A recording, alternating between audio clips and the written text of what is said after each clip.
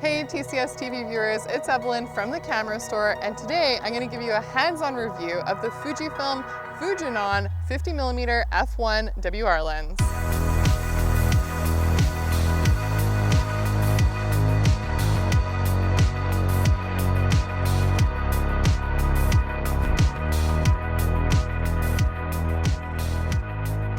It's no secret, I love Fujifilm cameras. I think they're beautiful and I love a lot of their lenses as well. And I'm particularly excited about this 50mm f1 lens because I do a lot of portrait photography, especially right now. I have a new baby, I shoot a lot of my own family, my friends, and since we're not traveling right now, I get the most joy out of just photographing people. And so having a lens that's f1, it's a 75mm equivalent, which is great for doing portrait photography. And the biggest headline of all is this has autofocus. An f1 lens gives you a very pleasing background. The bokeh is beautiful. It's a very natural fall off and I love the look of it for portrait photography. Having a lens that can open up to f1 is amazing. You can get some breathtaking, very dreamy, very shallow depth of field images, and I love that. It's awesome to be able to work with, especially in lower light scenarios. But when you're shooting in the daytime, it actually poses some challenges as well because you're allowing so much light into the lens. And so you might have to use an ND filter. This has a 77mm filter thread on it, so I can attach an ND filter and control the light coming into the lens while still getting that nice shallow depth of field look that we like with an f1 lens. Or because this is a Fuji camera, you can actually go into the electronic shutter mode and you're able to shoot up to 1/132,000th of a second, which is crazy. You can actually freeze the action very dramatically and control the light that's coming into the camera that way. The fun thing about this lens is definitely shooting at f1. That's kind of a pleasure and it's fun to do, but I didn't do all of my photography that way when testing this lens. I also stop down when I'm shooting more of a group. So if you're doing like a family of 3 or 4 people, like I did here with my friend Chris and his family, then you definitely need to stop down. And so in this case, I stepped down to about 5.6 and I like the look of it. I think the compression is really nice and it's very sharp. And so even when you stop down to f2.8, I find that this lens looks really good from corner to corner. And I'm also finding that when you do shoot wide open, relying on that eye autofocus is an absolute must because then I can still work with my subject and get them to pose in the way that I want and interact with them. And the camera is doing all the worrying for me on making sure that I nail focus on those eyes.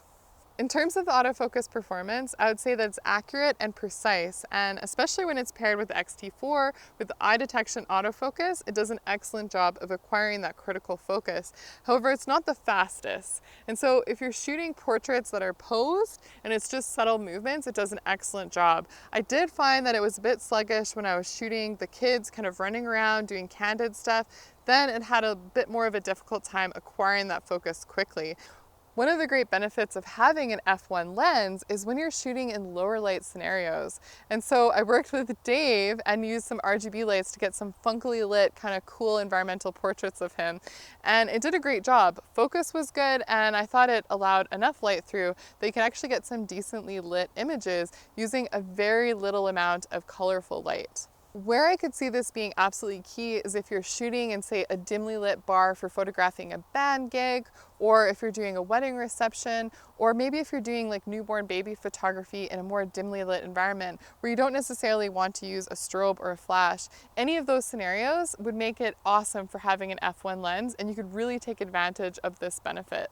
The build quality of this lens is expected to be quite nice, and I would agree with that. I think it feels nice, it's a good hefty weight to it. It's 845 grams, so certainly a little bit heavier than other Fujifilm X series lenses, but I think it balances nicely on this X-T4, and I don't mind the size too much. It kind of makes it feel more like a full frame package when you pair the two together, but I like the feel of it overall. And I think that this focus by wire manual focus ring with the 120-degree turn is nice. It gives you a good throw to it, and it's great if you want to do some micro adjustments. And they've done a lot of great things with this lens design in that it reduces a lot of the flaring and ghosting that a lens of this focal length would often get.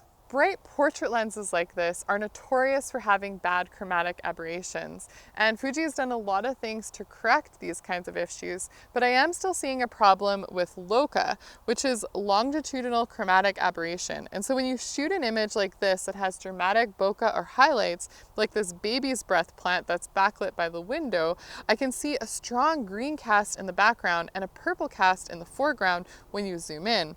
And so it'd be easy to correct this on the linear line of the window's edge, but certainly a lot more difficult to correct it on the tiny little flowers. One of the things that I love about Fujifilm cameras is the tactile feel and control that you have by adjusting your dials as well as the aperture ring to make your exposure adjustments.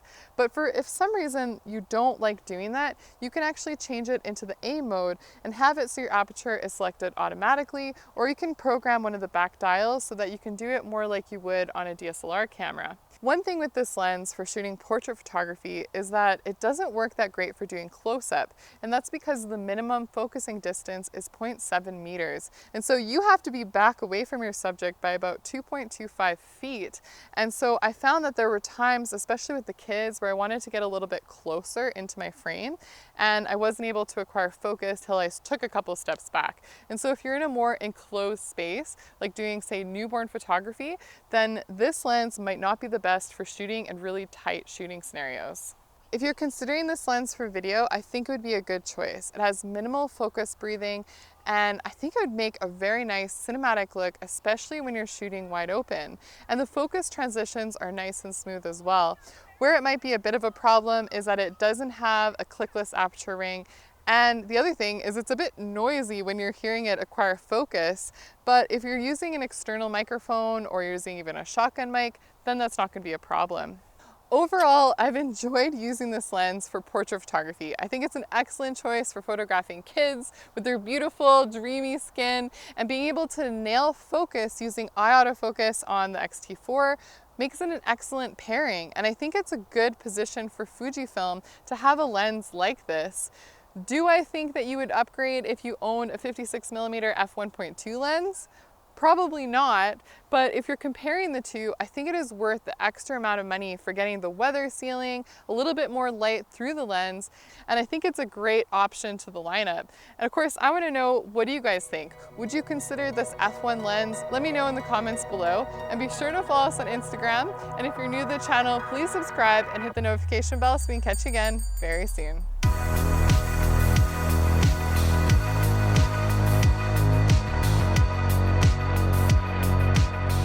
Hey guys, thanks for watching. If you enjoyed what you saw and you want to catch more, click up here to watch our most recent video. And if you want to support us and you're in Canada, you can shop the camera store by clicking down here.